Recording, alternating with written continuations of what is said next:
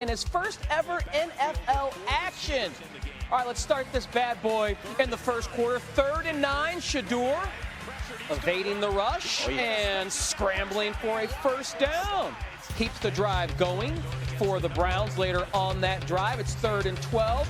Hits Jamari Thrash, who tries to fight for a first down but comes up a yard short. Okay, Kevin Stefanski wants to see what Shedeur's got. In a 4th and 1 situation, empties the backfield. Shedeur. Empty back for the what? This is one of those things they talk about with Shedeur at Colorado. Took a lot of sacks, invited a lot of trouble. They do not convert the 4th down turnover on down. 7-0 Carolina later in the game. First play of the second quarter, Shedeur off the play action. Rolls out and threads a beautiful pass. Now that's what he did too. Davis. He did a lot of that in Colorado for show. Game tied at 7. Later in the second, play of the day, as Shedeur extends the play on 2nd and 12. Floats one beautifully to Luke Floria, who makes the wonderful one-handed catch. First down Browns. That drive would conclude with Sanders sidestepping the rush and throwing a dot to Caden Davis again. Second TD. The King, LeBron James, taking notice. He's loving it. Sanders, 14 of 23 for a $138 with 2 touchdowns. Browns win 30-10. Hey, Shedeur, how'd you feel in your first start? I'm gonna be honest, I wasn't nervous, so I didn't really have too much adrenaline. It was just getting comfortable. That's all it is. Plenty games before, like I was nervous, but I felt like I knew the answers to the test. So it's like when you feel unprepared, then you know, when you don't feel like you're ready for the moment. I know I'm ready for the moment. Did I play up to par? No, I don't feel like I did. But overall, the main goal was to win, and that's honestly what we did. Later in the show, you bet. More on Sanders' first preseason start, I should say. Sam Acho has his impressions of the Browns rookie. Meanwhile, on the other side, another QB. Number 1 overall pick, Bryce Young. That's right.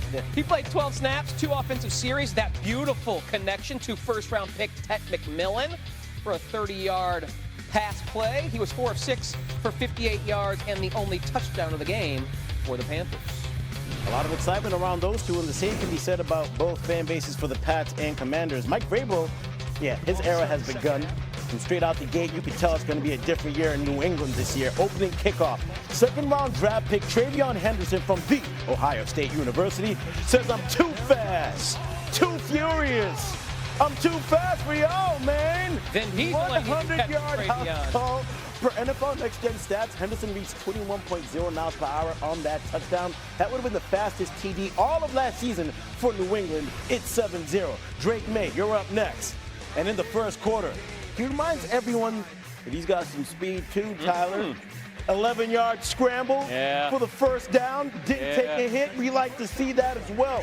2 plays later, May finds Henderson. And I don't know about you, Tyler, but I'm drafting Henderson in fantasy this year. I was about to say, looks like both Henderson and May. 9-yard catch and run. He had 3 catches for 12 yards. Moments later, 3rd and goal. May. Hey, you get a little more points for this if your quarterback runs for a touchdown. He went 3 for 5, 12 passing yards, and 16 rushing yards. Pats would end up winning big on a special day as the Tom Brady statue was unveiled. A 12-foot tall monument, 412. That's the quick description from Tom Brady's new permanent presence at Gillette Stadium after his bronze statue was revealed Friday. The ceremony makes a good promise on what Robert Kraft said. He said he wanted to make this statue larger than life, just like Tommy is. Right now, I feel extremely honored, deeply grateful, and if I'm being honest, kind of old. I never dreamed I'd be standing here 2.5 decades later, made of bronze and frozen in time. It actually feels pretty appropriate given my 40-yard dash time. But in the end, this statue isn't just for Pats fans. It'll also give all the Jets fans something to throw their beers at as they lead the stadium every year. Probably in the second quarter. Maybe the third. Thank you, New England. I love you. And let's get ready to kick off the 2025 NFL season. Let's go! Fowler, senior NFL writer, and our buddy Sam Acho with us to talk about the Broncos because they love them there in Colorado. And Jeremy, I want to start with you here real quick. How are the Broncos trying to improve after what we saw last year, year one with Bo Nix and Sean Payton together? Yeah, Ty, well, that defense is flying around right now. They just had a joint practice with the 49ers. I heard they were highly impressive, so they should be one of the very best defenses in the NFL to try to contend with the Chiefs in the AFC West. And then on offense, Bo Nix and the Broncos want to start a little faster. I'm told even the last 2 years they felt like the offense has got off to a sluggish start. Nix a little bit last year just feeling his way out as a rookie. They feel like they're now equipped and they have more firepower with some of the draft picks that they added so they can get a hotter start, get that ball down the field early and often. All right, let's turn to you now, Sam. What excites you most about the potential for this Broncos team this year? Well, it's Bo Nix's growth into stardom. Remember, Bo Nix spent some days in this offseason working with Drew Brees, so now he's getting the nuances of the offense. It's one thing to learn from a coach, another thing to learn from a Hall of Fame player who knows everything about this style of offense. So I can't wait to watch what Bo Nix does in his second year. He has competitive fire, which matches Sean Payton, but now he also has that understanding of what every read should look like from a veteran's perspective. Yes, that's what I can't wait to see. So it's the veteran experience from Drew Brees, but also the fire. You added Evan Ingram at tight end, so there's the weapons as well. There's a three-headed monster in Denver. All right, we will see Nix in action tonight, but last night there was another second-year signal caller who had a nice little performance. Drake May had a rushing touchdown. Back to you here, Sam. What did we think of May's play in his limited time on the field?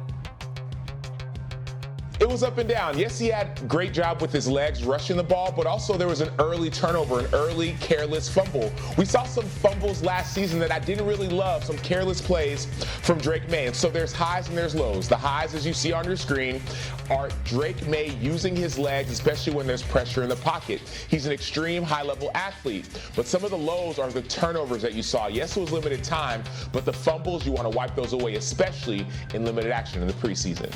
All right, Jeremy, your turn now. What are the Patriots saying about what they want to see from May and his second season and that development? Yeah, so somebody I talked to with the team made an interesting point. They said he looks like an NFL quarterback now. Last year he was swimming with the terminology, trying to figure things out.